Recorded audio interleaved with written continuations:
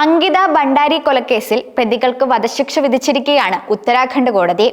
സ്വകാര്യ റിസോർട്ടിലെ റിസപ്ഷനിസ്റ്റായിരുന്ന അങ്കിത ഭട്ടാരി എന്ന 19 വയസ്സുകാരി കൊല്ലപ്പെട്ട കേസിൽ മുൻ BJP നേതാവിന്റെ മകനടക്കം 3 പേർക്കാണ് കോടതി വധശിക്ഷ വിധിച്ചിരിക്കുന്നത്.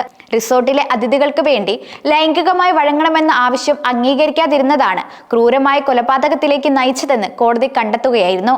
കേസിലെ പ്രധാന പ്രതികളായ പുൽകിത് ആര്യ, സഹായികളായ സൗരഭ് ഭാസ്കർ, അങ്കിത് ഗുപ്ത എന്നിവർ കുറ്റക്കാരാണെന്ന് അഡീഷണൽ ഡിസ്ട്രിക്ട് ആൻഡ് സെഷൻസ് ജഡ്ജിയാണ് വിധിച്ചത്. പ്രതികൾക്ക് പരമാവധി ശിക്ഷ നൽകണമെന്നായിരുന്നു പ്രോസിക്യൂഷന്റെ ആവശ്യം. കേസിലെ 1-ാം പ്രതി പുൽകിത് ആര്യ ഉത്തരാഖണ്ഡിലെ പ്രധാന BJP നേതാക്കളിൽ ഒരാളായ വിനോദ് ആര്യയുടെ മകനാണ്. 2022 സെപ്റ്റംബർ 18-നാണ് കേസിന് ആസ്പദമായ സംഭവം നടക്കുന്നത്. പുൽകിത് ആര്യയുടെ ഉടമസ്ഥതയിലുള്ള ബനന്ദ്ര റിസോർട്ടിലെ റിസപ്ഷനിസ്റ്റായ അങ്കിത ഭണ്ഡാരിയെ ഇയാളും 2 സുഹൃത്തുക്കളും ചേർന്ന് കനാലിൽ തള്ളിയിട്ട് കൊലപ്പെടുത്തി എന്നാണ് കേസ്.